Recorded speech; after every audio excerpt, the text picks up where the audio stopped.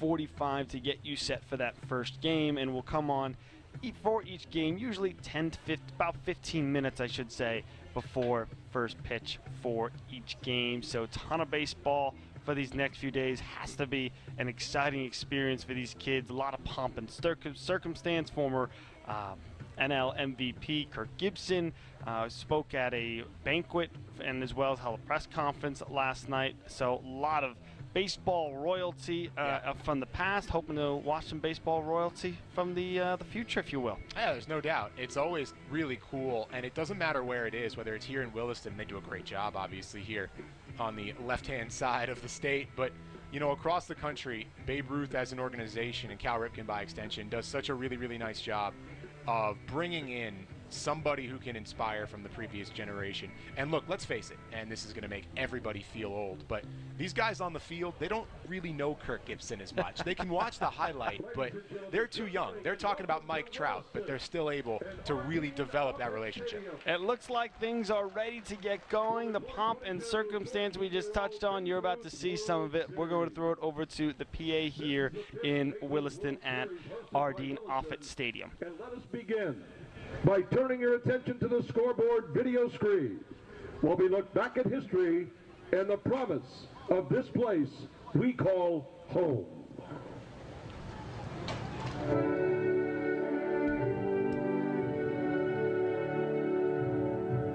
Good morning to this much anticipated day that opens the 2022 Babe Ruth World Series for 14-year-olds. It is an honor for all of us in Williston to host the teams, coaches, and parents to beautiful Ardeen Offutt Stadium for the Babe Ruth World Series. On behalf of all who call Williston home, welcome to North Dakota and welcome to Williston, the Western Star. To our guests, you woke up this morning in a place rich in resources. You are not the first to awaken in this place that has drawn so many before you. Native Americans found all their needs and wants here. The expedition of Lewis and Clark spent more mornings in North Dakota than any other place on their way west. Trappers and traders were not far behind as trade flourished at Fort Union, placed at the confluence of the two mighty rivers, the Yellowstone and the Missouri, converging just a few miles west of here. They were followed by the buffalo hunters, where there was a town a few miles northwest of here named Bone Trail, confirming the hunters' success and the buffalo's loss. Homesteaders flowed in next, each with their 160 acres of chance to make their mark by plow or fence line on the upper Great Plains. The railroad came next, validating the successes of the homesteaders. Grain and livestock to feed a growing nation flowed from the region. Today, from flax to canola, to durum, to spring wheat, to sunflowers, and even honey, North Dakota is the sweet spot for American agriculture and leads the nation in the production of 13 crops. Over 60 years ago, Williston was the home of the original Williston Oilers, a professional minor league baseball team. This very field was the field of their dreams. Williston was also the home of the U.S. Army's 164th Infantry Division, the very first U.S. Army unit to take offensive action in World War II. Williston is an energy hub at the epicenter of one of the most prolific energy plays in the world. 10,000 feet below each of you, there is an abundance of oil and gas. So while we enjoy the play of these champions from across this great country, below us is another field of dreams, an oil field promising jobs, wealth, and American energy independence. In many ways, today is no different than days long gone. It is still exciting and challenging here in Williston, but Williston is ready to show each of you the Western hospitality that simply comes to us naturally. We can guarantee that your needs will not be met, they will be exceeded. The time is here. The day is set. The ballpark is ready and itching for the competition soon to be. While all of us here want to know how this will end, let's begin the memories and then find out which of the teams gathered here today will earn a Babe Ruth World Series championship from Williston, North Dakota.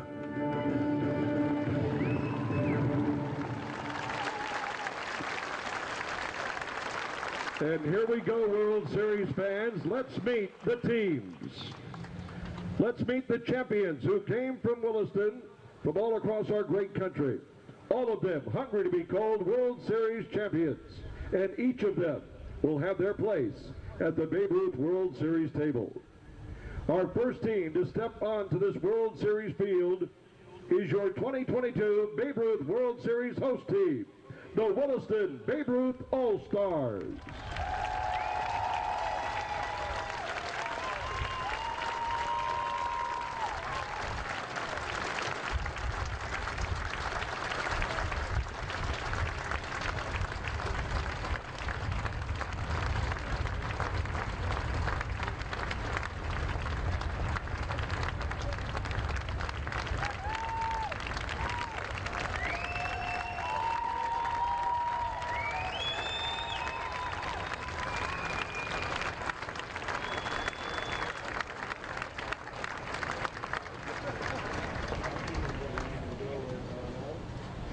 Also representing North Dakota in this World Series, please welcome the North Dakota Babe Ruth State Champions from West Fargo, North Dakota.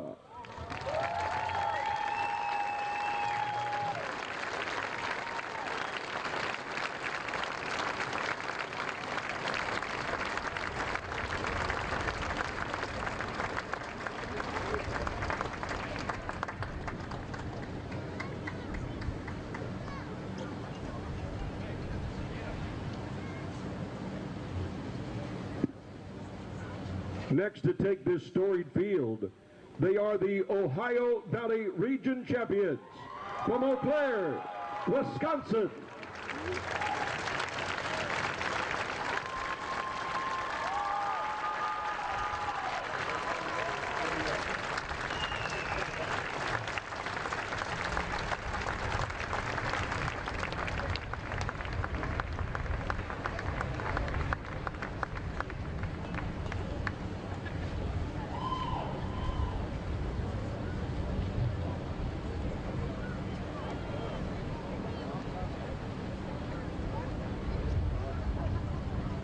Next up, the New England Champions from Norfolk, Massachusetts.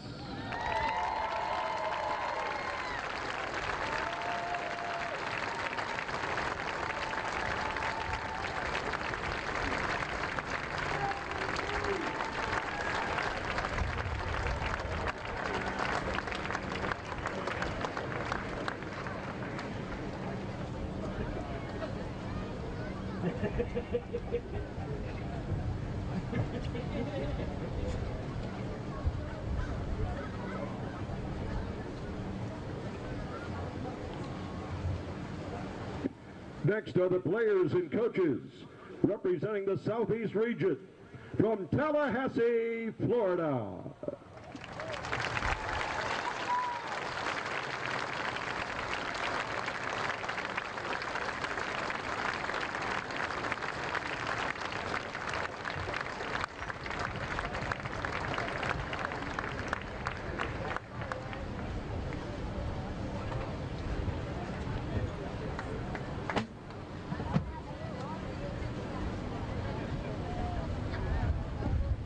Coming back to a little more local, please say good morning to the Midwest Region Champions from Fargo, North Dakota.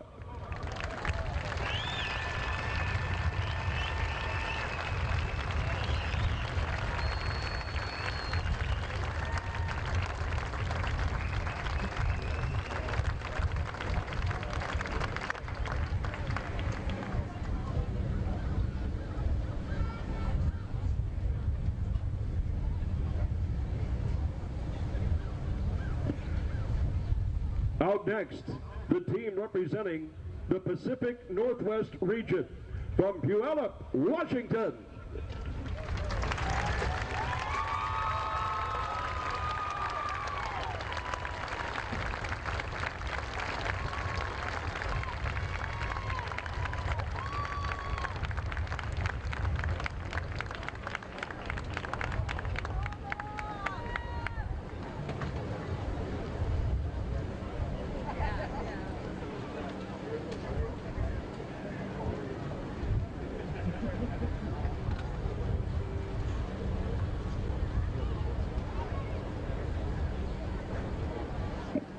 Our 8th team to make up this 2022 Babe Ruth World Series comes here as the champions from the Middle Atlantic region.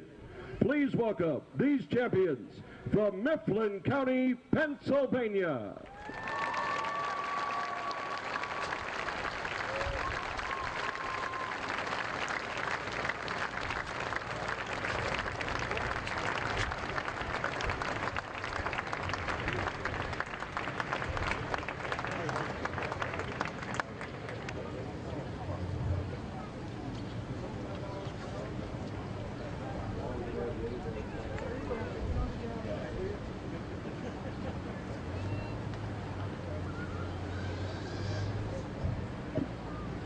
Two to go. Time now to meet the two teams that will be the first to swing World Series bats. It's a battle of the Southwest in this opening game of the 2022 World Series. Our first team will be the visitors on the scoreboard this morning and in the third base dugout. We'll announce non-starters, the starting lineup, coaches, and bat boy. Please welcome to the Southwest Region champions from Arkadelphia, Arkansas. Non-starters, number 13, Landon Williams.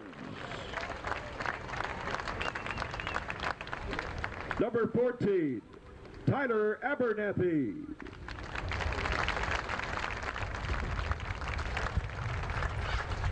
And number 24, Preston Hughes.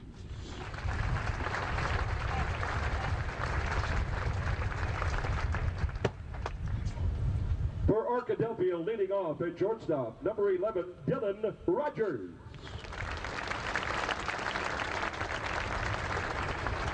Batting second at second base, number 20, Tyler White.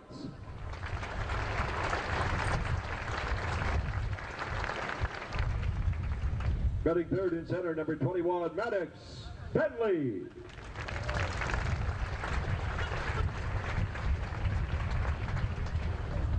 Batting cleanup and catching, number 27, Jalen Ashcroft.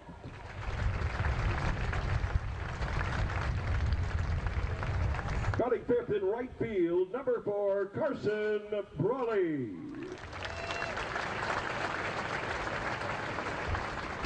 Batting sixth at third base, number 22, Casey Pye.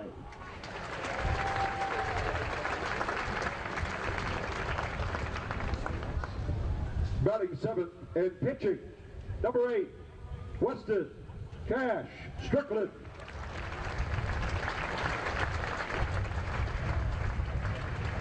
Batting eighth, EP, number 57, Skyler McClure.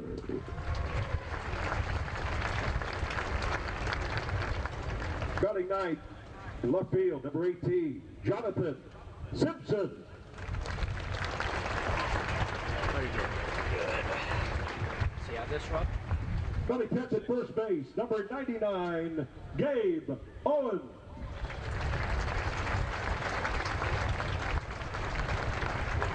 Please welcome the Arkadelphia Badgers coaches, Marcus Brawley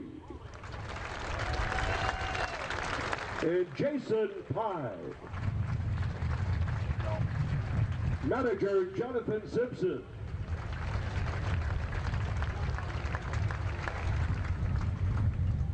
Bat boy Grady Sorensen.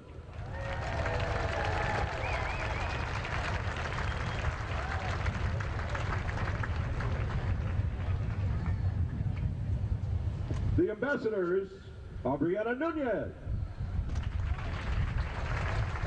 Maddie Johnson, Savannah Pitcher, and Akana Sligo.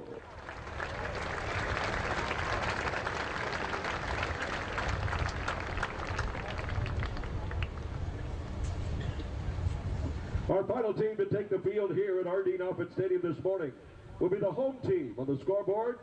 From the first base dugout, the champions of the Pacific Southwest region from Tri-Valley, California. Non-starters, number 4, R.J. Manicky. Number 5, Christian Morales.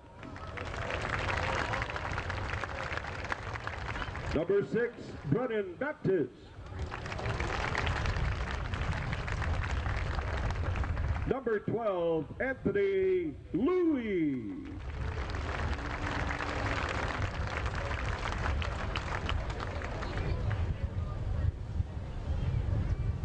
For Tri-Valley leading off and catching, number 2, Hudson Flora.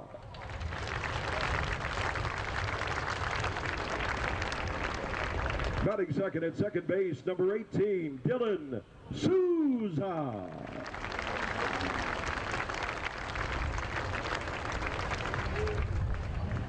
Batting third in right field, number 23, Grant Henninger.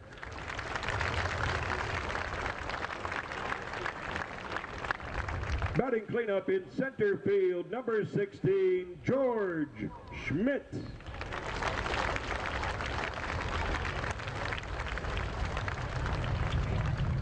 Batting fifth at EP, number 13, Matteo Minetti.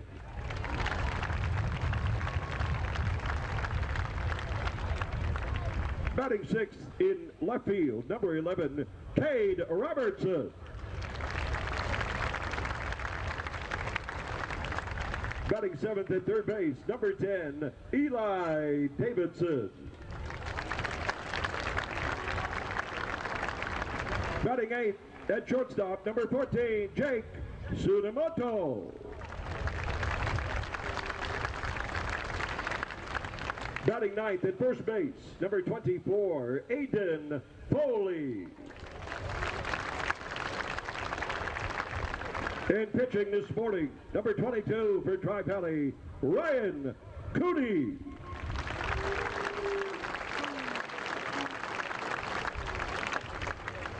The Tri-Valley All-Stars, coaches, John Flora, Corey Steinmetz, and manager Andrew Craybill.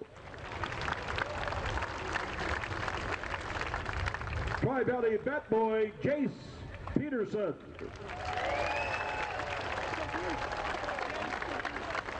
Ambassadors Kelly Larson, Aubrey Knott, and Keely Cow.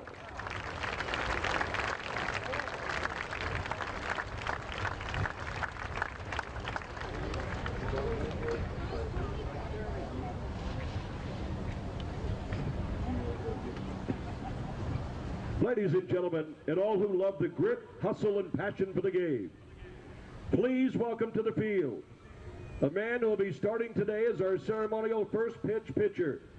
Forever, number 23, Mr. Kirk Gibson.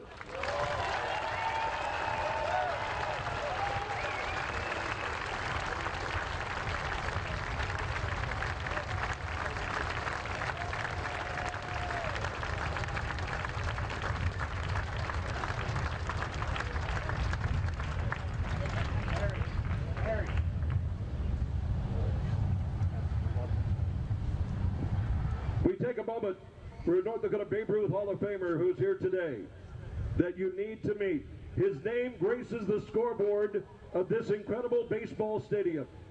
Please give a warm welcome, Mr. Ardeen Offit. And once again, thank you, Ardeen, for letting us use this ballpark for a few days.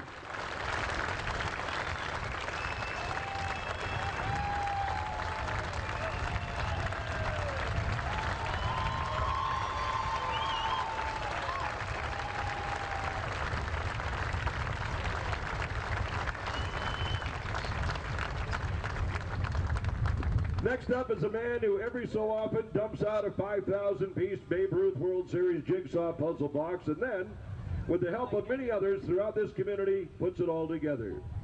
Calm, collected, super organized, and focused. These are his traits. His skills are impressive too. No matter what happens, you'll never catch him screaming and pulling his hair out. Sorry. The one and only, the host president for Williston's 5th Babe Ruth World Series, please welcome Mr. Larry Grundle.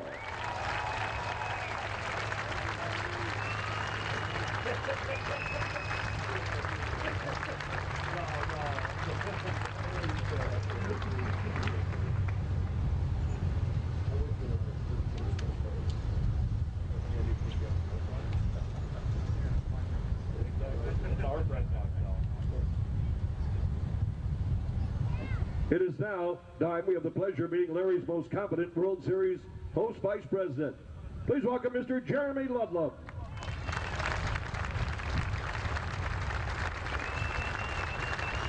Also, on the management side of getting a Babe Ruth World Series done right, there are others who got us to this day.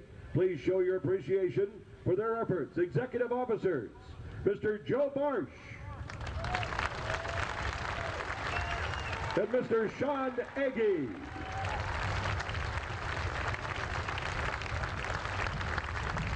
The Executive Secretary, Mackenzie Bloom.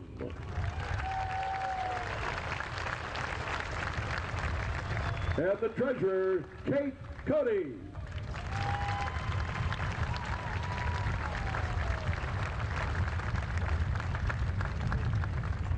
Our next introduction for a man, with his guidance of our community wasn't likened to a baseball game, he would have been our starting pitcher and our closer. He has lived in Williston his entire life. He can still bring the heat with the ups and downs of an economy centered around agriculture and energy, and guiding our city as it continues to be one of the fastest growing micropolitan communities in the nation. He, more than any other, would understand the old Yogi quote that goes, "The future ain't what it used to be." Please welcome Williston's long-serving mayor, the Honorable Howard Klug.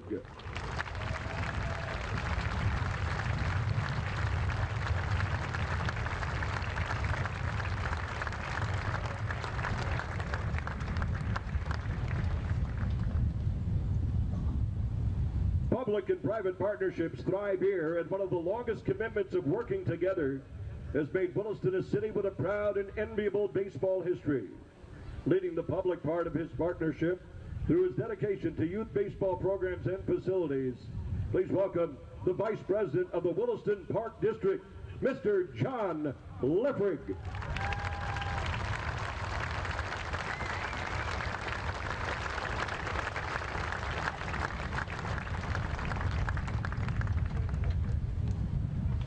The private side of the continuing success of baseball in Williston is due to the many who serve on the Williston Boys Baseball Committee. They have done this for 72 years.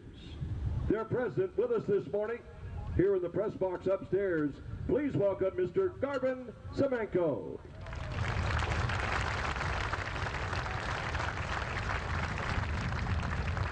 Our next introductions are for the 6 men chosen for the high honor of being umpires in this Babe Ruth World Series.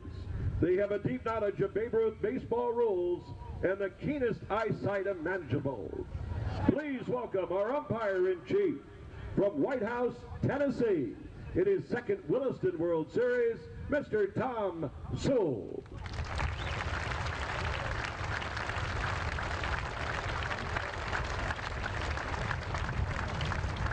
Next, from Selma, California, Mr. Robert Drake.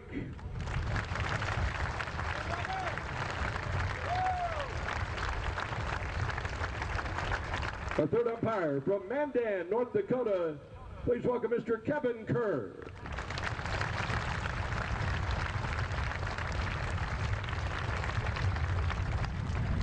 Umpire from Belva, North Dakota, say hello to Mr. Brett Engebretson.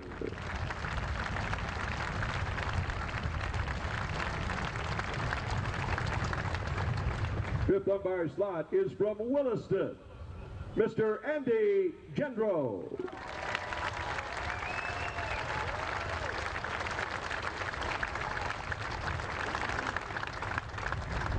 And our sixth umpire for this Babe Ruth World Series calls Williston home, the veteran. Please welcome Mr. Pete Borsett.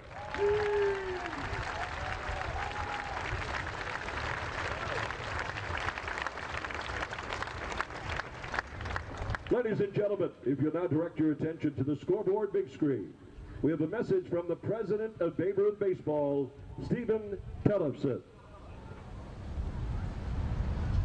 As President and CEO of Babe Ruth League Incorporated, I am pleased to welcome you to this year's World Series and extend our sincere congratulations to the players, coaches, managers, and families participating in this year's event.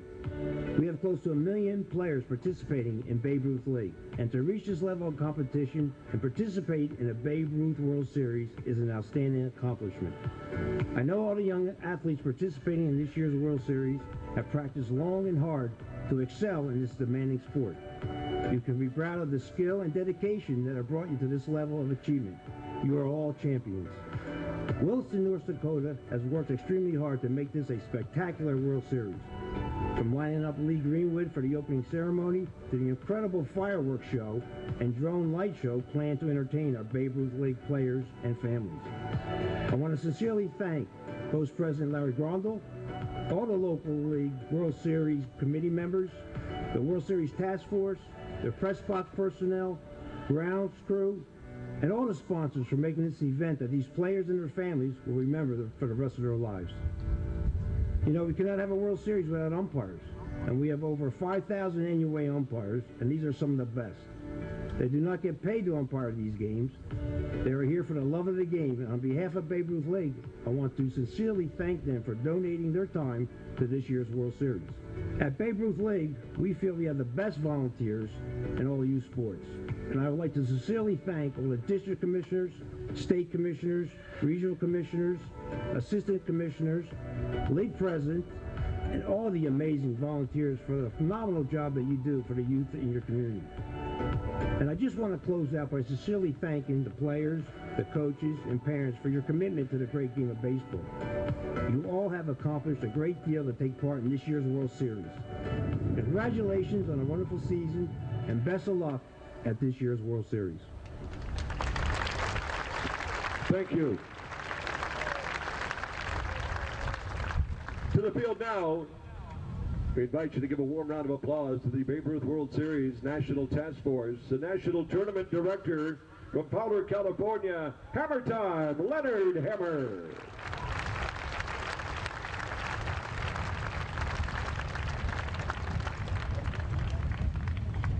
Also, National Task Force from El Segundo, California, Bob Moda.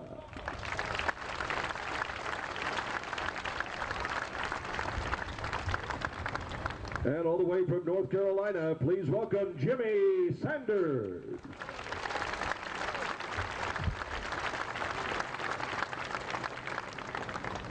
And the Vice President, the Babe Ruth League. And we are just about ready for the start of Game 1 of the Babe Ruth World Series. The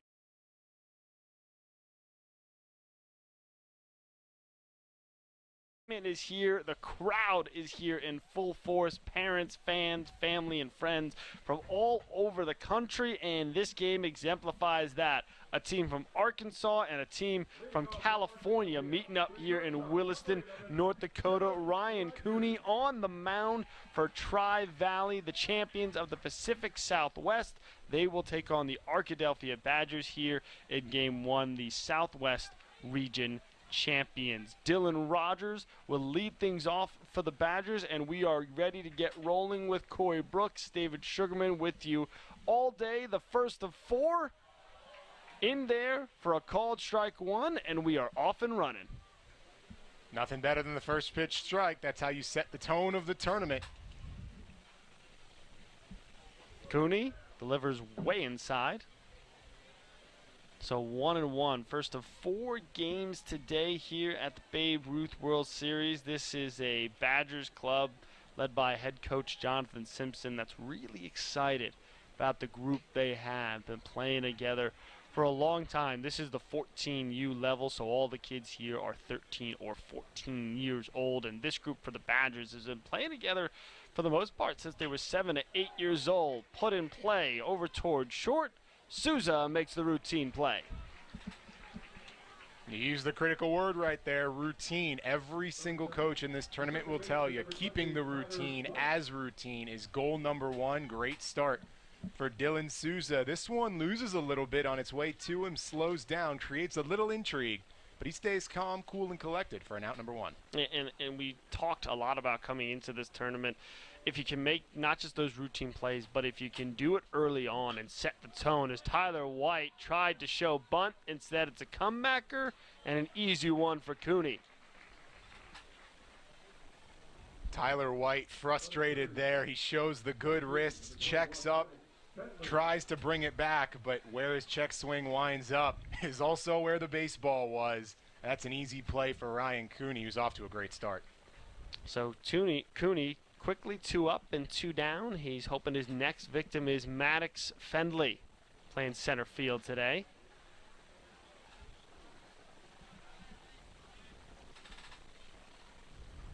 Only 6. This will be the 6th pitch of this inning, so it could be a single-digit inning. Popped up into shallow center. Schmidt makes the play. 1, 2, 3. We go to the bottom of the first. For them against a Tri-Valley team full of some really good bats in the regional tournament. Going through their games, 15 runs scored in a 12-run deficit win, 7 runs, a 10-0 win, a 6-5 win. Those last two both against Hawaii. So to keep it simple, Tri-Valley knows how to put the ball in play. They know how to get runners home. No question about it, and that's pretty common in the Southwest. Offense tends to rule the day. All the while, Cass Strickland gets a tough challenge early on. I was going to say over under a few innings until we make a money pun, but you took about 3 seconds to get after that. We got 4 or 5 days here coming up. Oh, it's not the last. We got plenty to work. We got plenty to work with here. It'll be Hudson Flora up to lead things off for Tri-Valley. Had an excellent 1-2-3 inning defensively. It only took, I think, either 6 or 7 pitches. You'll hear us talking about the pitch count a fair amount throughout this tournament. The pitch limit, I believe off the top of my head, is 95. And so after you get to 95, you do have to come out. And then more importantly, when you're at 95, the rest is, I believe, at least 3 days. So as you see teams try and strategize their way throughout the tournament, particularly in pool play. So all of these teams will play several times over the next couple days. So a loss here on opening day, while disappointing, doesn't obviously dampen your chances of moving on in the tournament. There's inning limits as well, too. So much at this level is protecting these young arms. As we've learned more and more. It's a real skill to be able to pitch this young, but it is taxing. See what kind of skill Strickland has as he steps up. In there for strike 1. So it'll be Flora, Dylan Souza, and Grant Henninger to start things off. George Schmidt, Matteo Minneke, or Minetti. And then Cade Robertson, Eli Davidson, Jake Tsunemoto, Aiden Foley, and Ryan Cooney. The 1-1. Hard hit grounder, scooped up on short. Rogers with a toss. So each team starts it with a grounder to the middle infield, and both times the guys up the middle answer. That is an elevated pitch, got on top of it, sent it hard into the dirt. But Rogers with it the entire way, 6-3 for out number 1. And especially knowing the MO on Tri-Valley, it has to be important for Arkadelphia to get those easy outs, especially early in a game, set the tone, give themselves a little bit of confidence.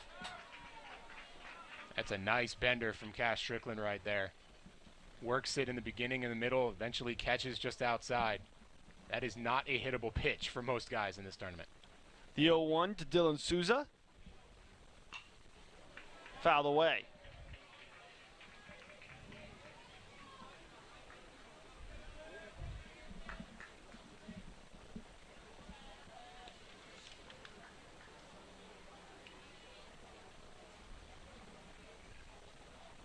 The 0-2 and takes a piece of Souza, so the first base of the tournament will be on a hit by pitch. Both pitchers have looked to work inside, and that command and control gets tricky in there. Comes in and clips Souza. Not exactly how you draw it up if you're Tri-Valley, but you take it all the same.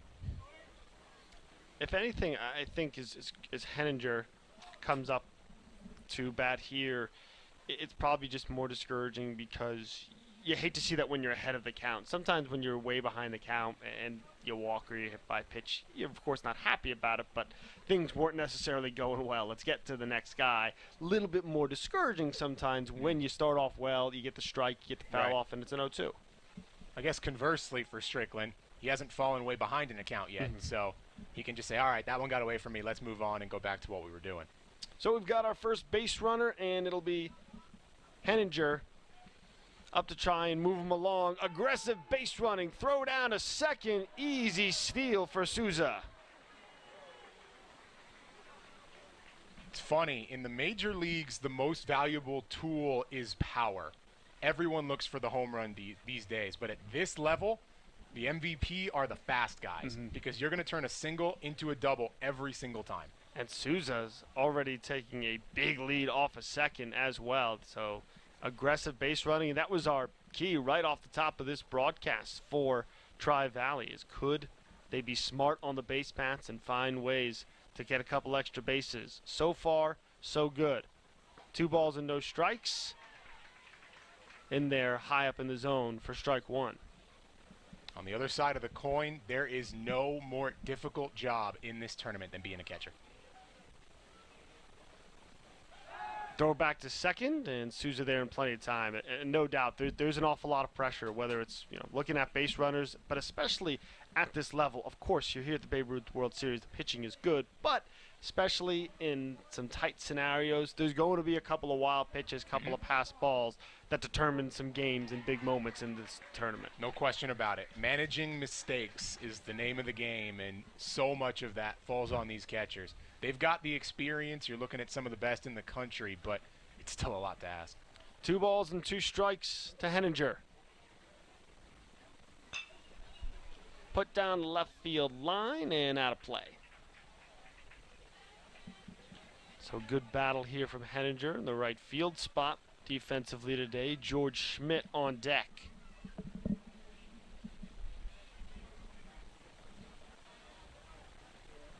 Tri-Valley looking to strike early, and it's a full count.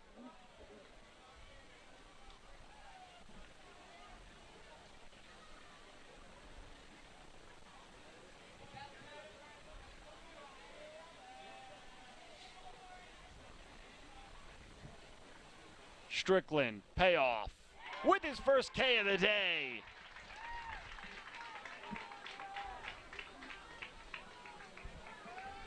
Those are the ones that determine a ball game. You get those longer at bats. 7th pitch of the matchup is the decisive one. Go up, lay out that high cheese in the mousetrap, and let him spring it. Well done by Strickland. Yeah, those long competitive at-bats, they don't feel so long or so grueling when you're able to get the job done.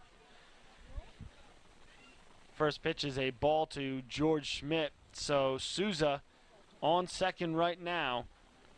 Tri-Valley trying to take advantage of an early runner in scoring position. Arkadelphia trying to get out of a little early trouble. Swung on and fouled back.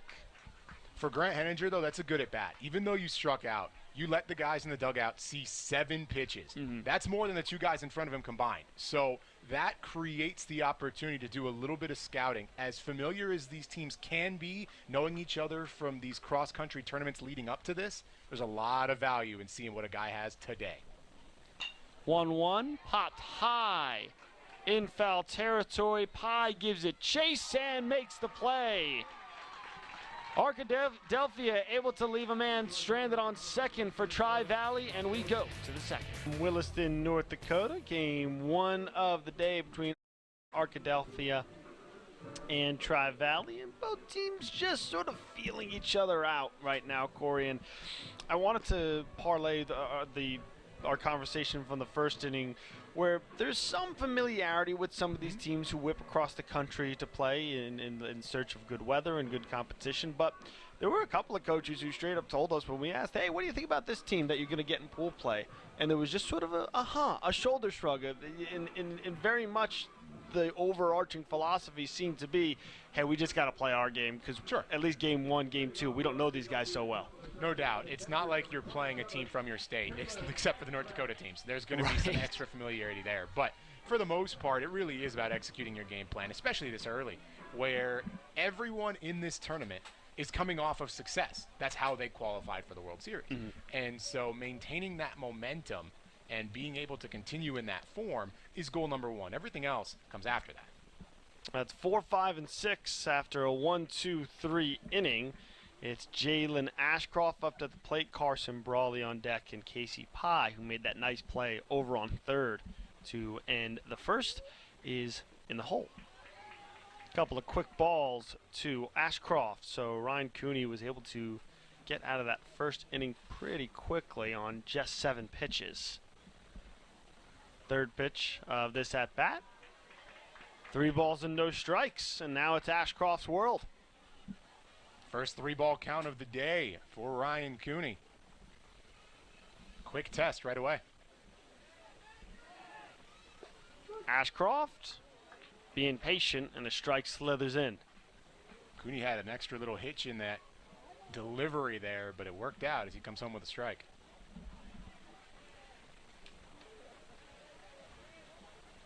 (3-1). Played towards the right side. Great effort from Souza.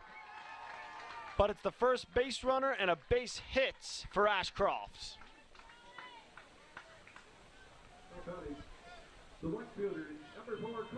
Good job being patient, waiting for your pitch. That one dives away from it. It doesn't matter. Jalen Ashcroft sends it into right field. Like you said, a tremendous effort by Dylan Souza, but that thing was tailing away from him. Well placed. So now Carson Brawley up at the plate. Our first hit of the day, first hit of the tournament. A lot of great memories being made here this week. We had Kirk Gibson, who's in attendance today, spoke at the banquet, and it's funny, we were talking before, you know, that's probably even more of a thrill for some of the parents who have to tell their kids, trust me, he was a big deal. Yep. 1-0, fouled back. The thing for Kirk, though, and these guys have all certainly seen it, is that highlight is immortal. And so anytime you've got that one play that a kid can look up on YouTube or TikTok even, it really increases the longevity. So as much as he's not a guy these kids have seen play necessarily, they're certainly familiar with the name. 1-1 to Brawley. In there for strike 2, and can't say enough. You know, we were at a press conference with Gibson last night and was so gracious with his time, and of course, you know, his baseball resume speaks for itself, but a brutally honest to the point of funny guy, and so giving with his time and wanting to give back to the game, and still so gracious after all these years, of course, getting asked about the World Series, the home runs, the 2-2 count right here, and still as if he was being asked for, you know, the first time, and still after all these years saying about certain things, particularly the home runs in the World Series. As 2-2 gets past the mound, throw over to first for the out. Good play by Suminoto over on short. Runner does get to second. He said he still wanted to give credit to his teammates after all these years, and still didn't like maybe all the individual attention that has come his way.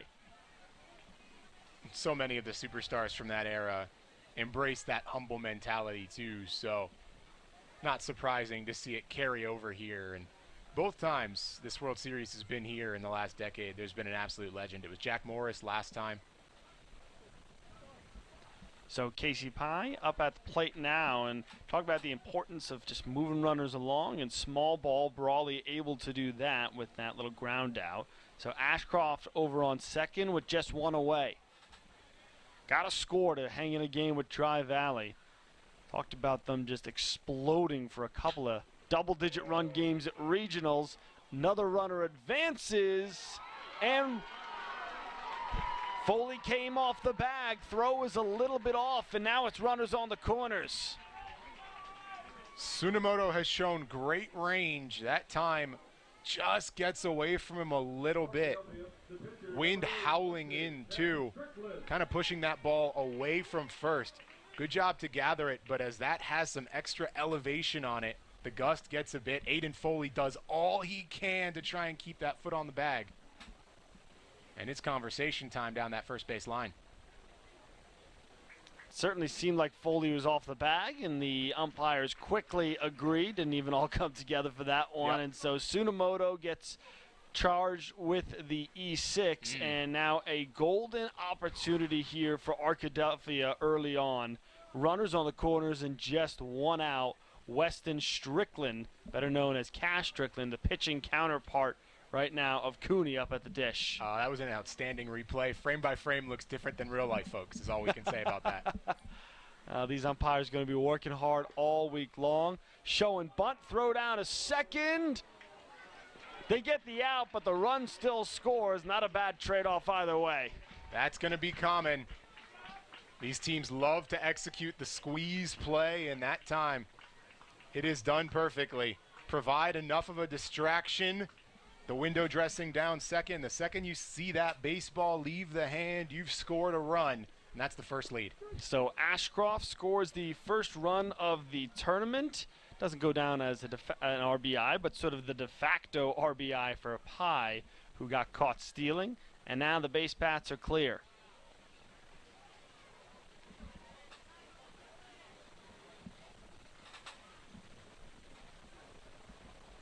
One-two to Strickland.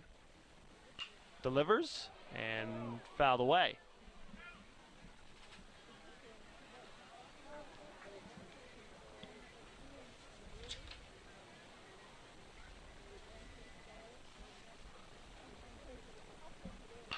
Strickland reaches out. Davidson comes to make the play from third and gets the out. Arkadelphia scores the first run of the tournament. They lead 1-0 going to bottom of the second.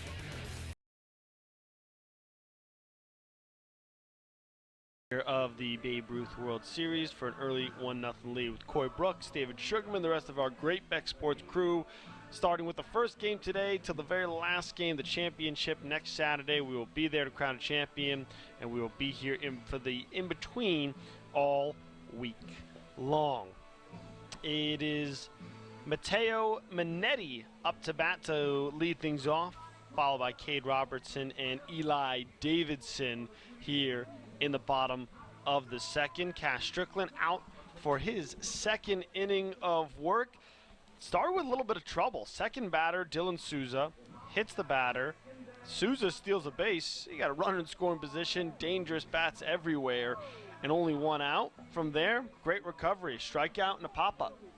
Really bounced back, and that's really challenging for these youngsters. Look, they've been there and done that. That's why they're here at the World Series. But still, these kids are 14, 13 years old, so it's easy to get down on yourself. But so far, so good, and now all of a sudden, for the guys out of the Pacific Southwest, it's about entering comeback mode. It's the narrowest possible lead, but it's still 1-0 Arkadelphia. And sort of love, it kind of harks back to, we were talking about Kirk Gibson and what he was saying to the kids in his press conference last night. And he, for a long time, was a football player and wanted to pursue football over baseball. And he said one of the big differences is football, when things aren't going well, you can sort of hit the anger out of you a little bit. Baseball, you got to lock in and focus and do something a little bit different.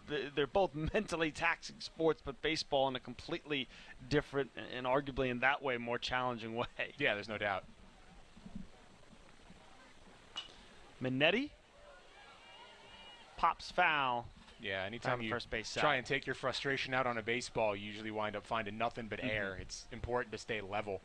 And so many of the coaches, when they're talking about the top players on their team in this tournament, they'll mention a guy or two who's very much that steady Eddie, consistent worker.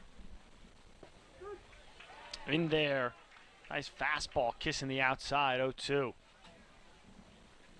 It's one of those things you look for, but you need a balance too. I think every team here needs that vocal leader, that energy guy, but then also that traditional hard worker who just goes about his business.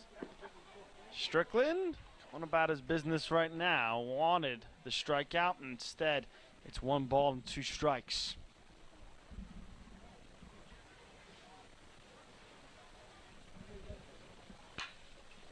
Hard hit ball down the left side, goes foul.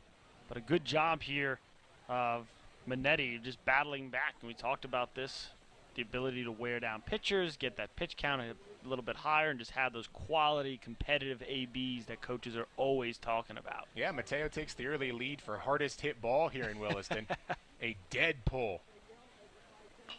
Second edition of the 1-2 goes foul the other way. The polar opposite on that one. Just catches enough of the bat, goes the opposite direction. You can get a base hit either way with one of those, though. And wind, not a big factor right now, although it's North Dakota, so it could happen at any moment. A slight breeze out in center field, waving left to right, so not a major factor at this point. Pitch is high, and it's 2-2. We had a fair amount of rain here before the pregame, the pre-tournament ceremonies and throughout this morning, but field looks great, and right now, fingers crossed that the weather stays what it is. Right up the middle, base hit, the first for Minetti. Outstanding at bat from Mateo, beginning to end. Sees pitches, waits for his moment, gets the timing down. You see that calibration, left field, oppo, and then sends it right back up the middle, which means your timing was perfect. That's clinical right there. A great at bat from Minetti, battling back from down 0-2. And now it's Cade Robertson up at the plate.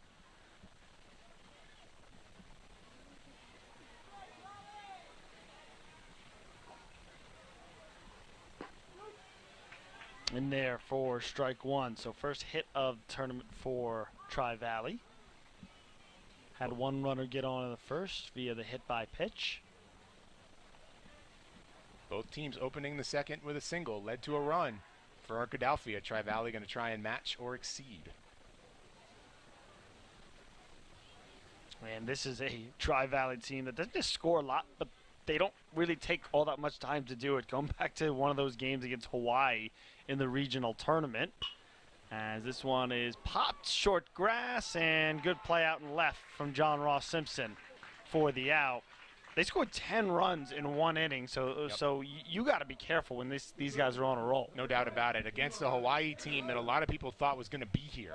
And so that tells you this is an explosive attack, as you often find for the Pacific Southwest champions. And that's another, interesting point you bring up as Eli Davidson comes to the plate. We talked a lot about in this game the Pacific Southwest with Tri-Valley. And you've got different teams from all over the country, and so naturally you're going to find some different styles and sort of a battle of wills and styles to try and set the tone. Mm-hmm. There's certainly some commonality. You'll see teams steal pretty much across the board, challenging a catcher to make a play, but there's no question. Baseball's played differently. 1-0. High, back, and out of play. And what's great about this level is there's no right or wrong way. You look at the majors and even college ball now, and it's pretty well accepted that you're going for one of the true outcomes. Get a walk, hit a home run, or be gone, get a strikeout. And that hasn't quite permeated to this type of baseball yet. It's a much truer expression of the game, and I think old school fans find a lot of joy in watching the youngsters play. I think there's a lot to be said for that, as the count is 1-1 to Davidson. Low, Ashcroft did his best to frame it up. It's almost like, similar to basketball. Everyone says, well, it's a three or it's a dunk. It's a three or it's a layup. But you get to the youth level, well, maybe not as many three balls and dunks when you're 14 years old. Same type of deal here. A truer version of the game, no doubt. 2 balls and a strike in there. Fastball just cut inside for Strickland. Although in hoops, the change has been a lot quicker because of the catalyst that is Steph Curry. Yes. Every youngster wants to be Steph Curry right now. I want to be Steph Curry. Hey, me too. And we're only a few years younger than him. I'll take Seth Curry. I'm not picky. Sure.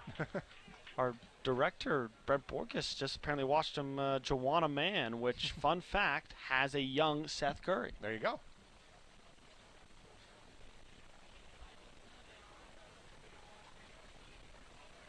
Two.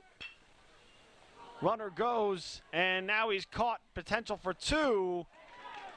Oh, the important thing is they get the lead runner. Good play by Rogers to come up. I beg your pardon, by White out in the field to make the play. That's a bold decision by Tyler White. That's a difficult throw. You're used to going across the diamond, and instead he's got to go just a little distance with a runner bearing down.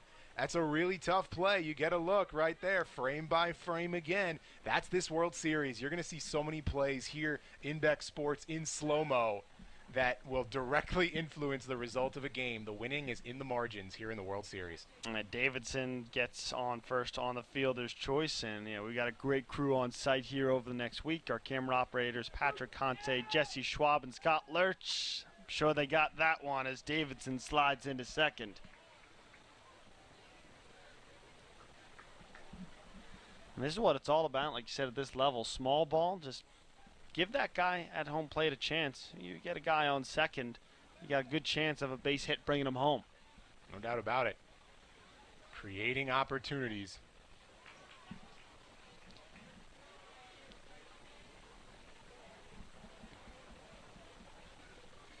So Tsunomoto, and then it is Aiden Forley, and it'll be 10 batting today. So Ryan Cooney will round things out. Down the first base side, right into the glove of Owens, and Arkadelphia takes their 1-0 lead into the third.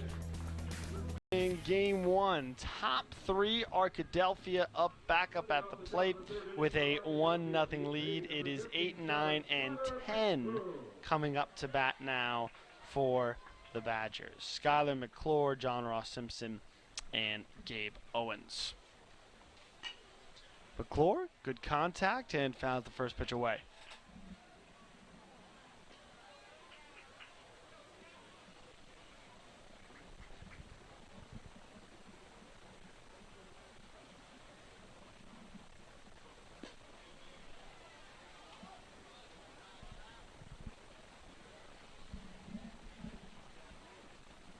So Badgers were able to get the first run of the tournament on the board in the second as that pitch blows by McClure. That might be the most impressive pitch we've seen early on in this one. And a big hack by Skylar trying to get that extra base activity working right away. The 1-2. I'll try again. So Ryan Cooney doing a solid job with the mound so far. Gave up a single to Jalen Ashcroft, who eventually came home on a steal that was more or less a diversion. Bounce back with the ring up. Backwards K. First of the day for Ryan Cooney. And Skylar McClure thought he was seeing Cooney really well. You'll see him step out before that ball even gets there. He did it before it was a ball. That time he's stepping out / getting out of the way. That's how you know that ball is moving. So John Ross Simpson up at the plate now. So 9 and 10, and then back to the top of the order for Arkadelphia. And of course, you'll want more offense as this game goes on, as this is foul. But you do get the sense that at least through these first couple of innings, this is kind of the game the Badgers want. They know they can score. They showed that. But for instance, in their state championship, they beat Bryant only 5-3. You're looking at a Tri-Valley team who routinely scores double digits. Yep. It's certainly a different pacing between the two. But all it takes is that one spark. Get a guy a little out of his groove, force him to miss a couple of pitches, and any team in this tournament capable of the big inning. Some have just done it a little more often than others. So 1 ball and 2 strikes to Ross Simpson. 1 away here in the third. 1-2. Outside. So they are 7-inning games here throughout the tournament. If you're not familiar with Babe Ruth baseball. 2-2. Just outside. Right now Cooney is attacking that outside part of the plate. Back-to-back balls, and it's a full count. Payoff. Back-to-back strikeouts.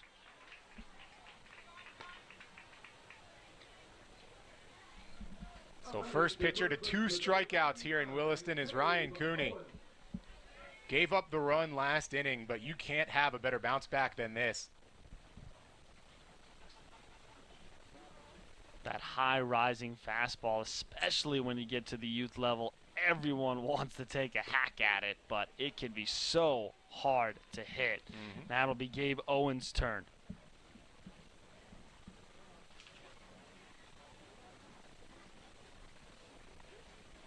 Oh, 1 and a bouncer.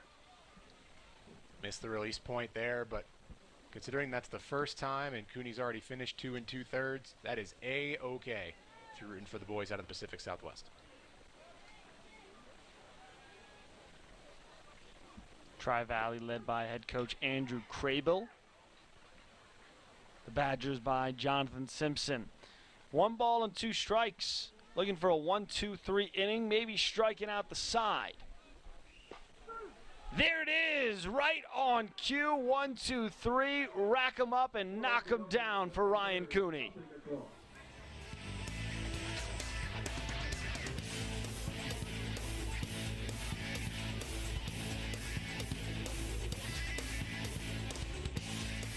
Comes out, hits Souza, the second batter that he faces, bounces immediately the other direction and gets a strikeout of Henninger. So he's done a nice job of maintaining the levels, and still this game sits at 1-0. So he's kept Tri-Valley off balance, but it's going to get a little bit trickier now, as no matter what, the California guys are going to flip their lineup and begin a second time through here against Strickland. Yeah, it'll be 9-10-1. Aiden Foley, Ryan Cooney, the pitcher for Tri-Valley, and then Hudson Flora back to the top of the order.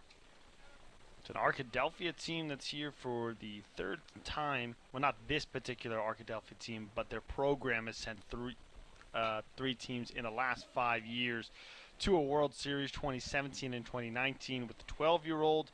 This group actually had a 2012 bid that was canceled, unfortunately due to COVID-19, when they were 12 years old. And look, like getting to any other playoff or championship scenario, you just never know when you're going to be able to get back. So these kids to still be able to come out and get this experience, see a new part of the country, meet some people, and of course compete for a championship. Yeah, the 2020 season obviously rough for everybody across athletics, everyone across the world really, but now a much more streamlined process, back to as close to normal as possible. That's right. It's 1 ball and 2 strikes to Foley. Good catch for Ashcroft. You bring that a little bit further, your Strickland. It's a really good pitch. It was designed to be a waster, trying to get that swing from Foley, but that's a little too far out. 2-2. Really close. You can hear the Arkadelphia section of this crowd wanting that K. Instead, it's a full count. That's stone cold from Foley right there. That's a tough take. Leadoff man Foley takes a free base.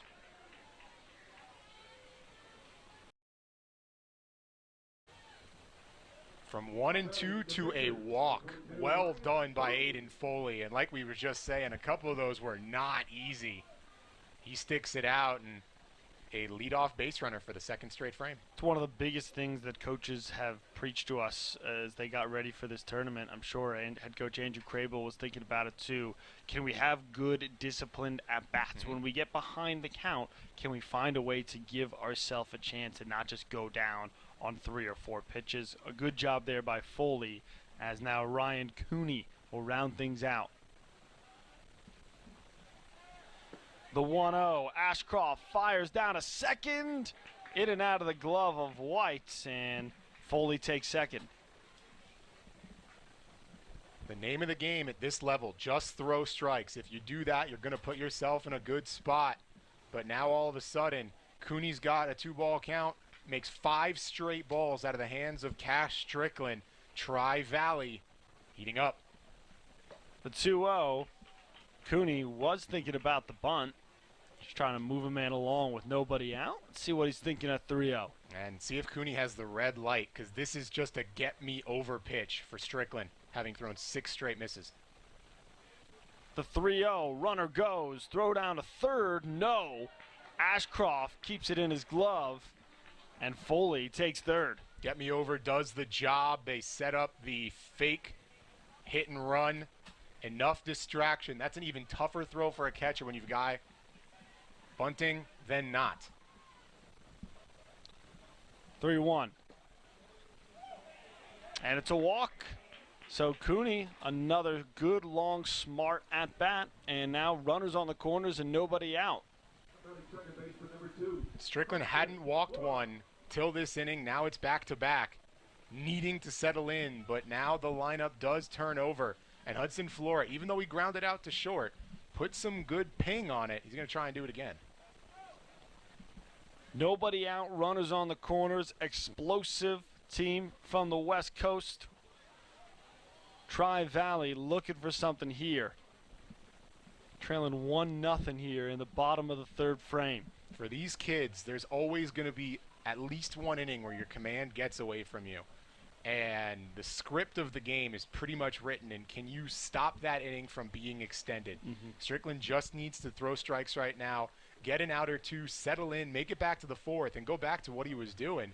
He had only faced 7 batters in the first 2 innings combined, so you know the talent is there. It's just a matter of riding the rough patch. Yeah, we saw Arkadelphia. They were willing to sacrifice that man going a second, but right now with nobody out, you're probably just saying, hey, let's just see if we can get the ball in play.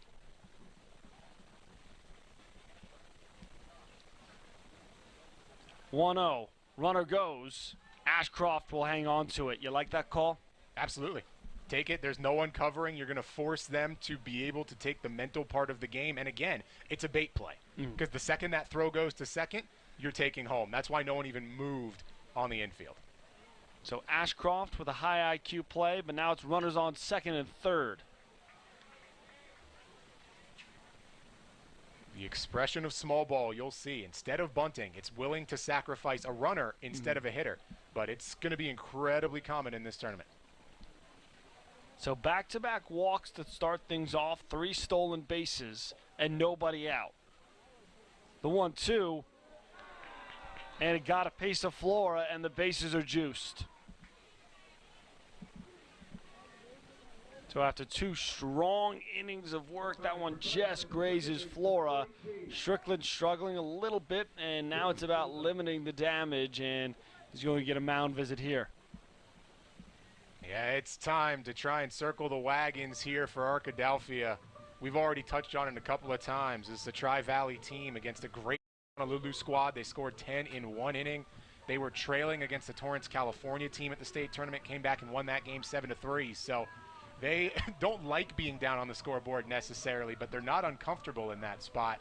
And now that 1-run lead, precarious at best for Arkadelphia, headed into the prime part of this Tri-Valley attack. And this is what can make those early mistakes when they start to pile up so dangerous. You have right now Tri-Valley, the bases loaded, no hits. No hits. All 3 bases, a walk, and a hit by pitch, a couple of stolen bases to help move guys along. And now the bases are loaded with Dylan Souza. Souza got on his first time around in the first inning on a hit by pitch.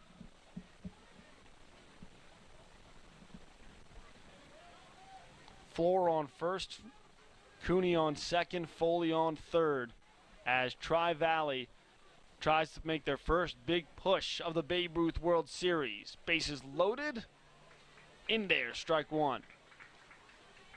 That's a great start. It's his first pitch strike of the inning. Have to set the tone here. He did great against Henninger and Schmidt in the 3-4 spot, but Souza the challenge now. Souza being patient.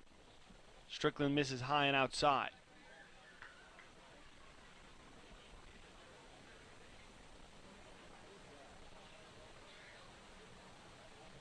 The 1-1. And Souza just waiting on his pitch right now. You know that's the directive for Tri-Valley. But Strickland struggling a little bit with his command and control. Patience, patience, patience. 2-1, hacked on, and it drops in rights. And that'll drive the first run home. Bases get back to loaded. RBI single for Souza, Foley with the run. Dylan Souza showing it's not about hitting the ball extremely hard. Just put it where it needs to be. That's in a good location. Times it up, sends it opposite field, drops it along the foul line. No chance for Brawley to make a play in right. Game tied. And so Souza with a good piece of hitting, and the bases stay loaded. Henninger into left, and just goes foul. So it's Henninger, Schmidt, and Minetti here, coming up 3-4-5 right now. Still nobody out. golden opportunity for Tri-Valley. Arkadelphia just trying to limit the damage right now.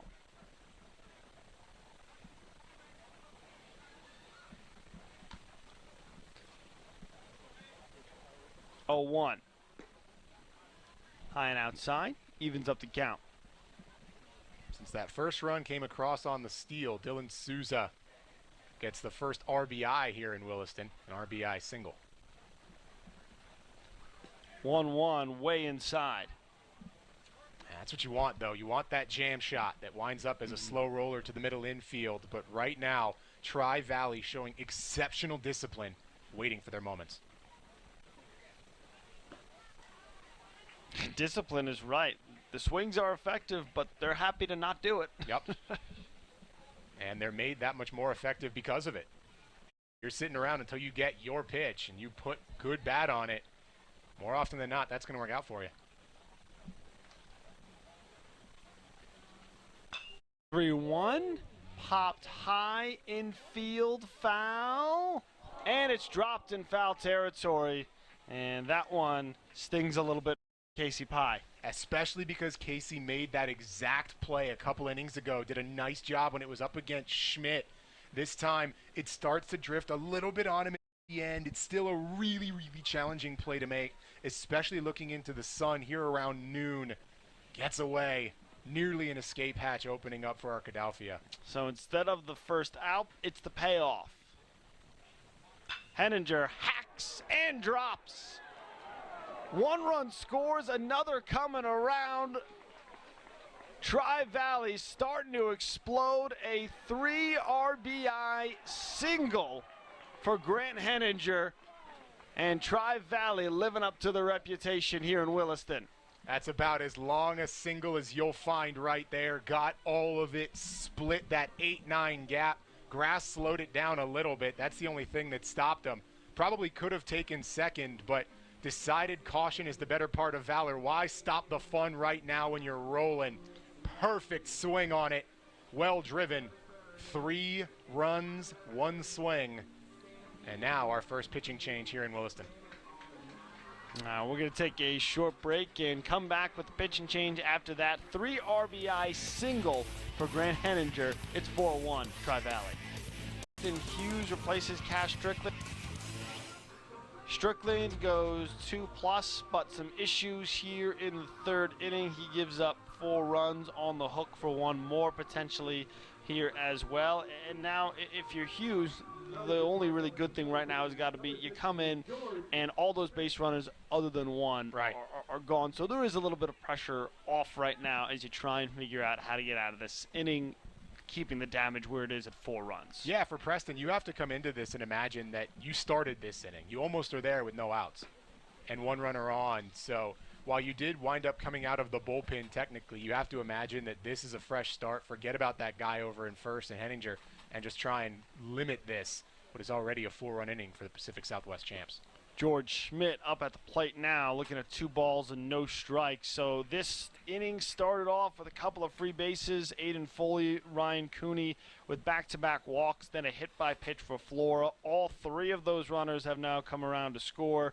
First because of a Dylan Souza RBI single, and now he's come home on a Grant Henninger 3 RBI single. And like you said, that was about as deep and slippery as a single as you're going to see. It got way out in the gap in right, decided to play it safe.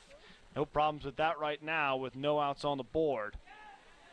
As that pitch gets away from Ashcroft, and that's how Henninger gets second.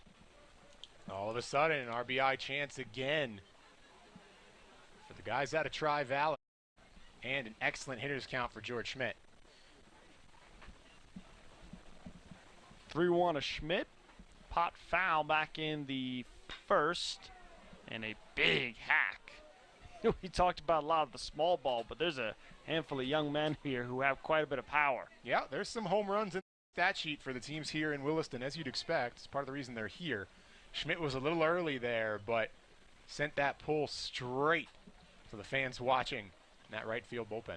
Long first at bat for Preston Hughes, and it's a walk. Well, the first at-bat isn't an at-bat and all, but a plate appearance for George Schmidt. Third walk of the inning, fourth free pass. And this commitment to waiting and pouncing continuing for TV. Everything working for Tri-Valley right now. Matteo Minetti up at the dish now. Minetti singled back in the first, rather in the second, beg your pardon.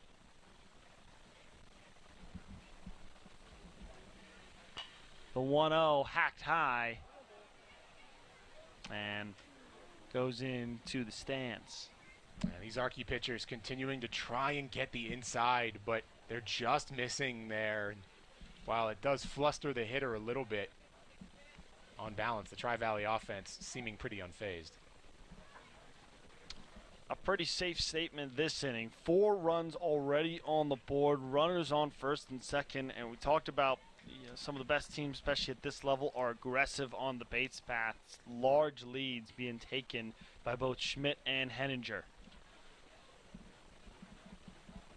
2-1, axed into left, and it drops. Another run comes around, make it 5 in the frame. Stand up RBI double for Minetti. It's what we were talking about. It took a couple innings, but here comes the Pacific Southwest on day 1 of a Babe Ruth World Series, showing how they got here. Deja vu from the last World Series here in Williston back in 2016. Tri-Valley absolutely on fire. And again, placing these balls so well right off the bat, you knew that had some carry, required a lot of range for Maddox Fenley and company. But again, there's just no play. And the toughest part right now is there's still so much work to do for Arkadelphia. Unfortunately, they haven't been able to get that first out. At this point, what do you think your message or your mindset is for Arkadelphia, where, okay, it's been a rough inning, but we got to focus up and get out of it? Sure, and it's the message I think every pitcher at this level has heard about 300 times. Just throw strikes. Forget about what else is going on. Forget about the fact they're hitting the ball hard, though they are.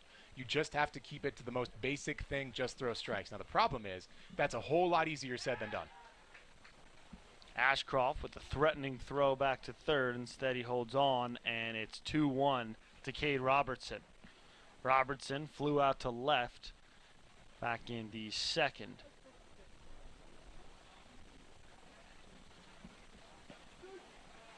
Just in there on the outside corner. Good pitch from Hughes.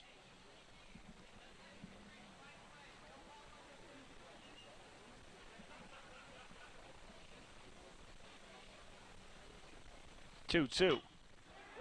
Played through the gap in the infield. Another good piece of hitting. A little bobble out and left, but runners on the corners. And RBI single for Robertson. Yeah, Mateo was holding up the entire way, so defense just saw that. Didn't overreact, take their time throwing it in. But, again, it's finding gaps, right? That's 5-6 hole wide open, as it's going to be just about every time. But in particular, when you've got a guy on second base, the ball placement for Tri-Valley, has been absolutely perfect in this inning. Trying to think of a couple early nicknames. You think Tri-Villi might work? I don't know about that. Villi Manilli? Oh, could be. Well, it's an RBI single for Robertson. Back up to Eli Davidson. Almost going all the way around with out and out here for Tri-Valley, showing how dangerous they can be. It'll be Tsunemoto after Davidson, and then back to Aiden Foley.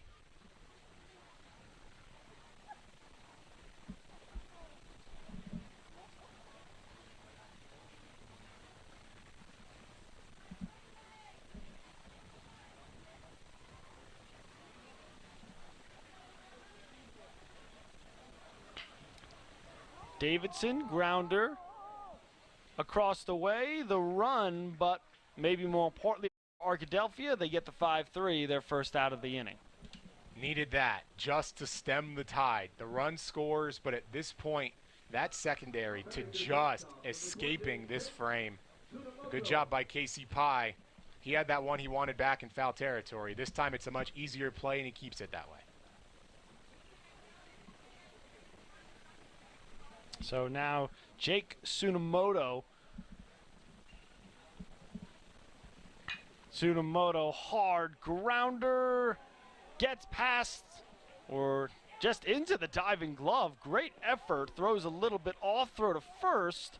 So Tsunomoto picks up the RBI despite the tremendous effort from White. There is the perfect example of what Tri-Valley has done amazingly well in this inning. That ball's in the dirt. It's headed over to second base. That can be a routine grounder, and instead, he had enough topspin on it, utilizing the dirt here at Artie Noffit. It rolls away, a tremendous effort to try it, but it turns into an RBI single, and TV is batted around. And that one over the head of shortstop Rogers. So Foley, who started the inning off with a walk, now picks up a single. Again, it's just a couple of inches. You drop that ball by a thumb and a half, and it may very well be an out. But instead, it flies into left field. When you're a good team, you catch the breaks, and that's certainly true for Tri-Valley right now. It's a bit of bad luck on the other side for Arkadelphia, but it has flown wide open. Yeah, everything working right now. Everybody who went through the order was able to get on base outside of Eli Davidson, who still had a productive at-bat because he got an RBI out of the deal. Yep. Popped into center and drops. Another run coming around. It'll be close. Hughes doesn't make the throw, and it is 9 runs in the inning. Tri-Valley has exploded here in Williston. It's like we said, they had the tenor against a really good Honolulu team, now against a very strong Arkadelphia team. It's a repeat performance for Tri-Valley. Great effort by Tsunomoto. He was chugging the entire way, gave no chance to make a play. And so now a quick mound visit for Hughes, who came on. It was already 4 runs at that point. He has surrendered 5. A difficult frame overall right now for Arkadelphia, as Tri-Valley, after being held in check those first couple of innings, but we had talked about it, they are so good at just figuring it out in one big inning. And now looks like we will have another pitching change. We'll get that for you on the other side of the break. Beck News is your leader in local. Beck specials and live information for you. Original programming.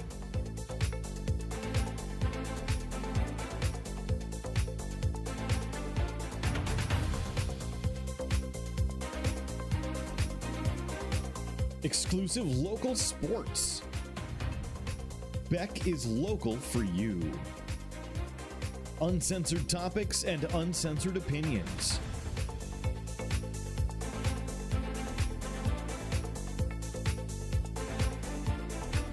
Unapologetic politics, where all sides are represented. Full episodes online anytime at beck.news. All in one network. Your leader in local, Beck News.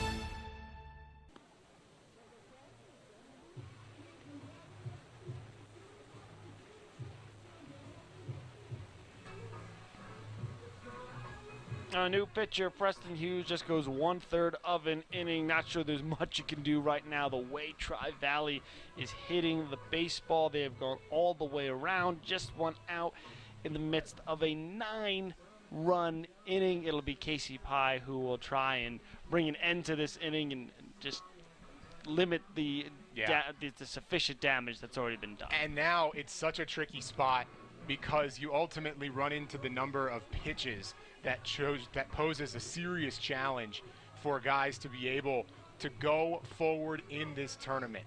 The way pool play and post-pool play goes, you will eventually run out of pitching. It is the nature of the game, but you try and last as long as you can. And now if you're Arkadelphia, you just need to eat some innings in order to try and begin a comeback bid, and that falls on the former third baseman, Casey Pye. And it starts with back to the top of the order with Hudson Flora. If you're just joining us, welcome in. This is game 1 of 4 today. Was 1-0 through the first couple of innings. Arkadelphia scratched one across, was doing things well defensively. Pitcher Cash Strickland got off to a strong start, as it gets a piece of Flora. So he's hit by a pitch twice in this inning by two different pitchers. And now the bases are loaded. And this has just been Tri-Valley's inning. We talked about it in the regional tournament. They were able to score 10 runs in one inning against a really good Hawaii team. Right now they've got 9 with the bases loaded, just one out. And Dylan Souza, who had an RBI single earlier this inning.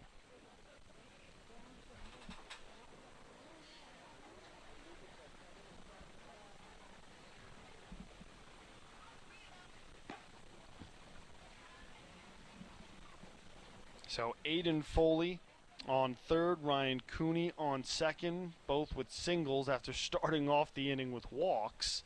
And now Flora getting hit by a pitch, and Ashcroft able to keep that in front.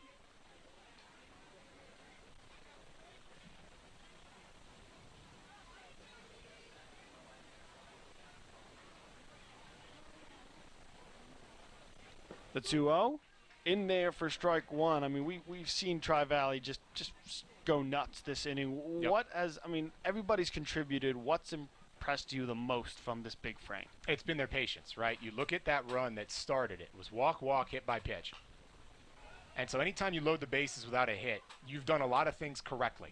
And so because they just sat back and allowed the game to come to them, Strickland had a tough start and was really unable to settle back in. And momentum is an extra powerful thing when you're dealing with teenage ball players. And right now, it is at full freight for the California guys. 2-2, Souza trying to keep it going. It'll be a full count.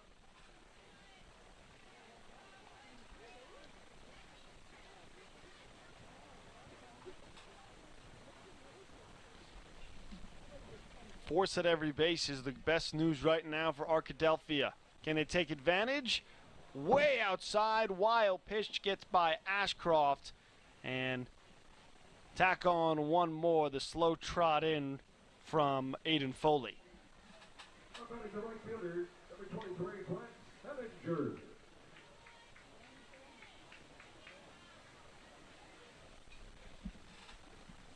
Yeah, just missed the release point right there. That's going to happen. Untimely, though, for Arkadelphia. So the wild pitch plus the walk for Souza, so the bases are still loaded right now. And it's Grant Henninger, who arguably in an inning of massive plays had the biggest one that kind of opened the floodgates, a 3 RBI single. At that time, made it 5-0.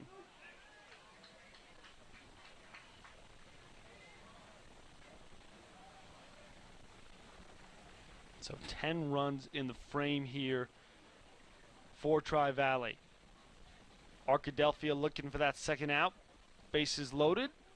And a good pitch there, and that has to feel good for Casey Pye. Yeah, you just need that little bit of confidence, right? We talked about it in the early inning. Throw a couple of first pitch strikes. Tri-Valley made them pay anyway, but it's little victories right now that can lead to a bigger one down the line. The 1-2.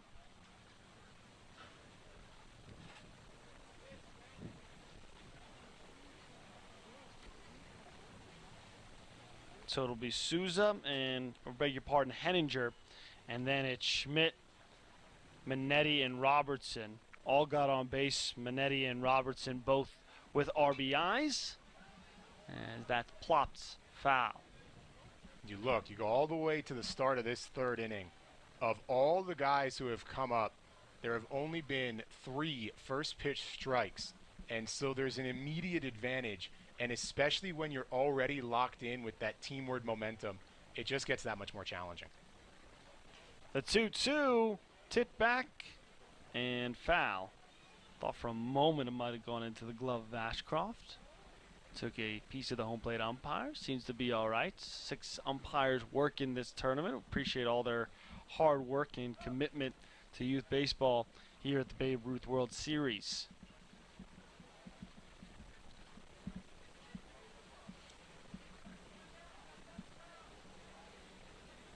So the 2-2 in a 7-hit, 10-run inning and another full count. The swings have been effective, but the patience and the discipline at the plate been impressive from this Tri-Valley squad. Head coach Andrew Craybill has had his boys ready to play. Payoff. Swung on. Another RBI, 4 in the inning alone for Grant Henninger. This one on a single. Keeps the bases loaded and increases the run to the magic number, which is 10.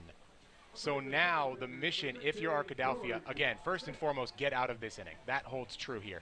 But now it goes from let's get in front to we have to score 1. Otherwise, this game gets shortened by a couple innings. Yeah, 5 innings rather, 10-run rule. So still a couple innings to work with right now if you're Arkadelphia, but certainly just trying to find a way to get out of the frame with George Schmidt up at the plate. And Ashcroft, really athletic play there. Good job preventing another run.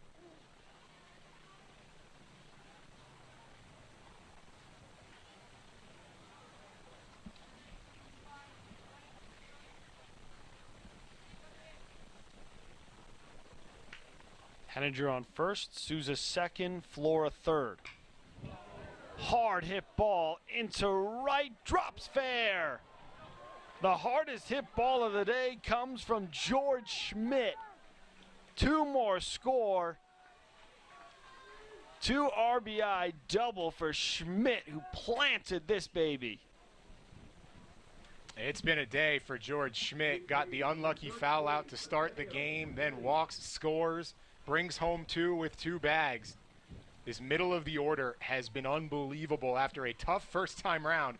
They're absolutely locked in. They continue this 3rd inning. It is unrelenting for Tri-Valley right now. It can be difficult when you get up by so much to stay locked in, but these guys have, and the lead continues to blossom. And this is a program who's just been so good.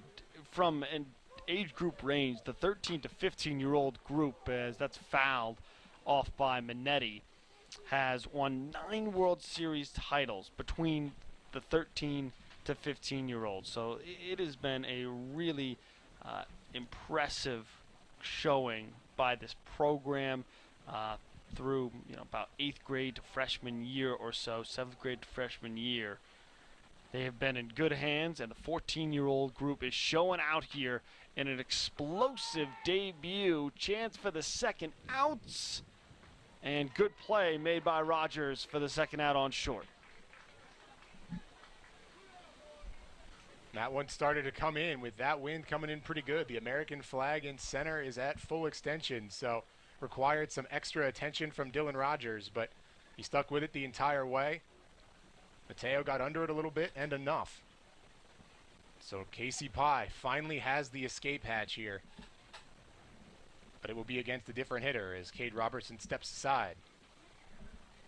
And Cade Robertson out, and coming in to hit for him is Christian Morales. So Robertson, who had an RBI single earlier in the frame, and Morales will get his first turn here at the World Series.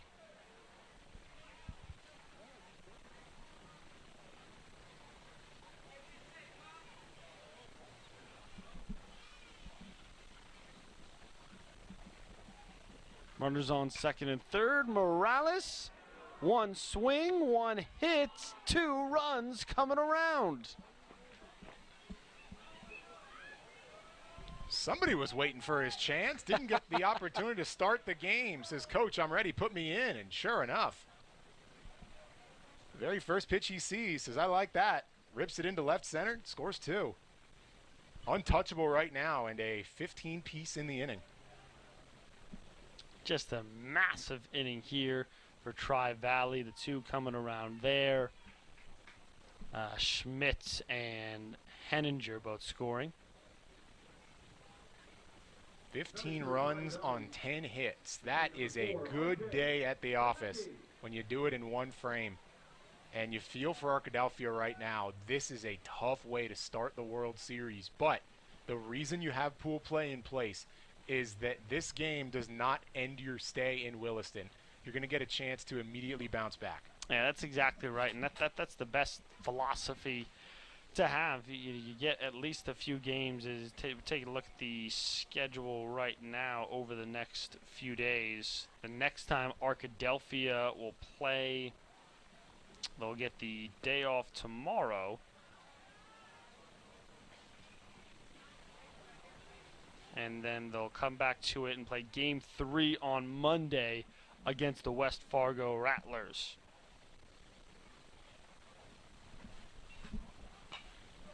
So, and now hitting in place of Eli Davidson is R.J. Manicki. So a couple of different Tri-Valley players getting a chance here with a big lead.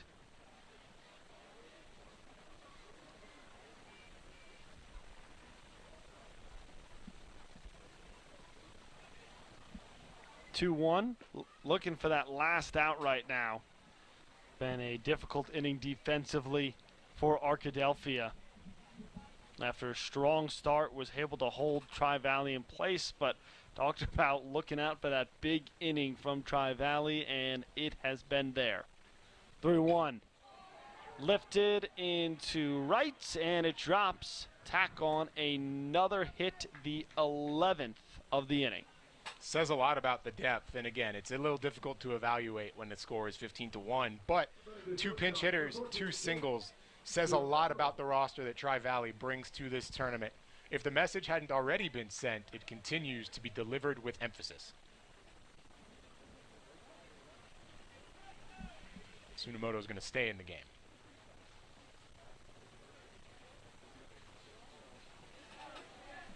So a wild pitch gets away, and runners on second and third. Tsunomoto with an RBI single also came around to score earlier in this inning, so he's 1 for 2 on the day, and this is his second appearance in this frame. Teams for game 2 here and getting loose, taking their hacks. See Eau Claire and Norfolk, Massachusetts. And it is 0-1 with 2 outs to Tsunomoto. And we were talking, it's funny, this morning, have to be staying in the same hotel as Tri-Valley. On the ride here, we said, wonder if that'll play a factor. A lot of those guys, looked out the way they were talking, might have gotten in late last night. You wonder, the West Coast to Central time switch, a little bit of a different environment. I think if they're this sharp in game 1, if this is them rusty and tired, right, the rest of the tournament should be put on notice. Oh, they'll say, hey, we took 2 innings to get going. And then made up for it with a 15 spot. Yeah. See if they can add on to that as Tsunomoto fights that one off. If Tsunomoto gets on, you will have the extremely rare double bat around. Aiden Foley began the 3rd inning with a walk. Yeah, Foley with a walk and a single, followed by Cooney, who had a walk and then an RBI single. Meanwhile, Arkadelphia looking for the last strike. Not there. Good play by Ashcroft. I'll tell you what, as the pitchers have maybe been a little rattled and overwhelmed by these bats, Ashcroft has done a good job keeping some stuff and keeping some stuff in front of him. I know 15 runs is difficult, but he's probably saved a couple. We talked about it being the most difficult position in this tournament. You've seen why.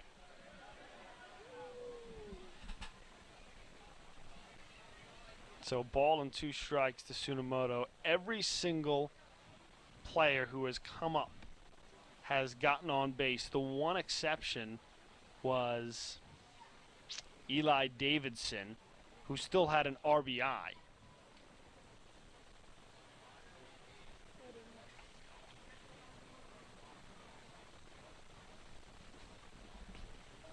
Outside, that one slips away from Ashcroft, and run 16 scratched across, courtesy of Christian Morales. The fun continues. Tri-Valley will be applying for the rollover plan, hoping that they can put some of these towards a later date. Not exactly how it works, but a resounding start continues, and about all that's left to say is what's the final margin, and can Arkadelphia put together a couple of runs Create some momentum. Comebacker rolls under the glove of Pye. And the throw to get the out, but not before 16 runs come across. An explosion offensively for Trent in 1 inning. Explosive. Right. It's always tricky. You know that the runs can come in bunches, but there's a pretty big difference between 10 and 16, at the risk of stating the obvious. And that was just phenomenal all the way around. Arkadelphia now, it's about creating a little bit of positive momentum, giving yourself a chance to try and bounce back, and they'll do so against the new pitcher in Brennan Baptiste. Today's Game on Beck reminder is brought to you by Farmers Union Insurance, Dakota Community Bank, and BASF. We create chemistry. And so, yes, that new man on the mound for Tri-Valley, Brennan Baptiste. And it was a good couple of innings of work for Ryan Cooney. Only gave up the 1 hit and 1 run. Struck out the side back in the 3rd, seemingly about 3.5 hours ago. Right. But at this point, especially if you're pretty confident the game is in hand, you'll want to be able to rest guys early in pool play. And leadoff man Dylan Rogers back up at the plate, seeing all the Arkadelphia batters for the 2nd time here. And the biggest thing, and this is the most important thing about this tournament, that's 40 pitches for Ryan Cooney, which does not take him out of play at all. The first rest period barrier is 45 pitches. And so that's why this change was made. Say, all right, we got the game in hand. We could easily start Ryan tomorrow, or at the very least, you're going to get a super fresh arm in a couple of days. Rogers swung on and a K. Good start for Baptiste.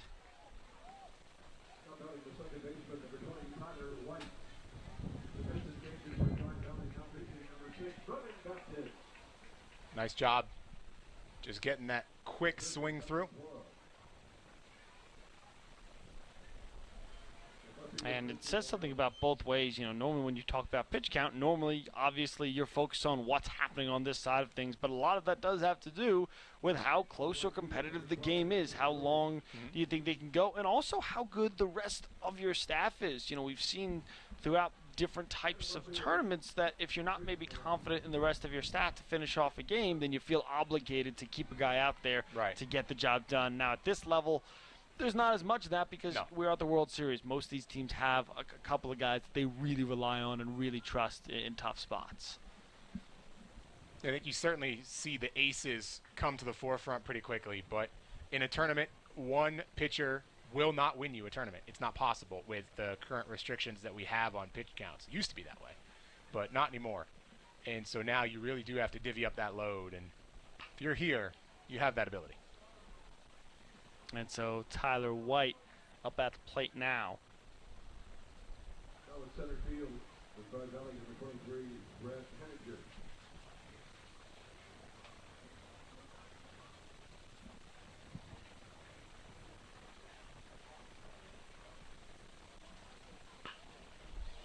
Down the third base side and just foul. Oof, that was close.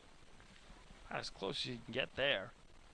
And instead, it's 2-2 back to White. If you're Arkadelphia, we've talked about, look, you'll do your best, and you're certainly starting to look forward. But in the meantime, even if this game is only another inning or two here, what are you trying to get out of these next couple innings to give yourself something to feel good about as White goes down on strikes? You want a run, at the very least. You got the one across, so you're not getting shut out per se, but you want to try and create some positivity. The good news is they'll have time to regroup, and this season is far from over for the Arkadelphia guys. So they'll have time, but at this point, you're hoping to just create a silver lining, and they understand that. 5 straight strikeouts right now between Ryan Cooney, who ended the third or the entire third, struck out the side, and then Brennan Baptiste starting things off with back-to-back Ks. It is Maddox Fenley up at the dish trying to end that run.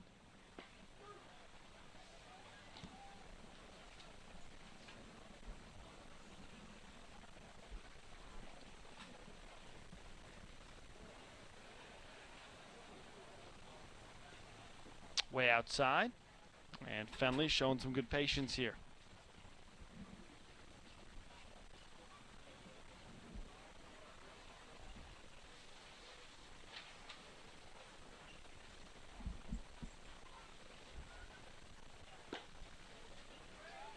Good frame job, but just outside. An Arkadelphia team that actually has a couple of local players, 3 players on this team from Bismarck, North Dakota, about 3.5 hours away here from Williston.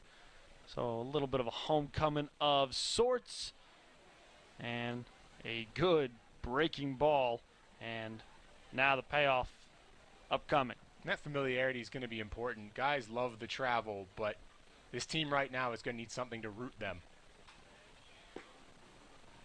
And something to feel good about there. Fenley works his way into a walk. Prevents the 1-2-3. That's important. Little silver linings. And again, we talk about rooting. It's staying calm. It's going over the course of the next 48 hours or so till game 2 of pool play, and understanding that there is no difference between losing 2-1 or 16-1. You've done the math. It's still only 1 loss. Right. And so that's going to be the message very clearly and resoundingly for Arkadelphia.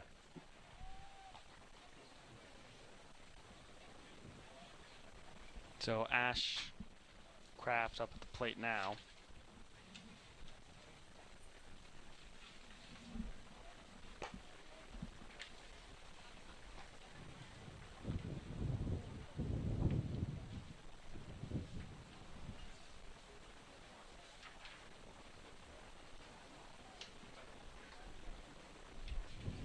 The 1-1 just outside.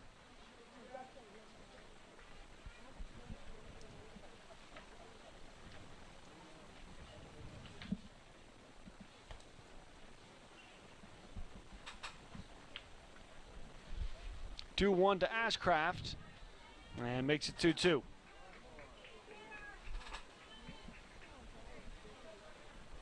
Back-to-back strikeouts to start things off. Fenley able to work his way into a base on balls. Ashcraft trying to keep the momentum going. Looking for a second base. It doesn't matter.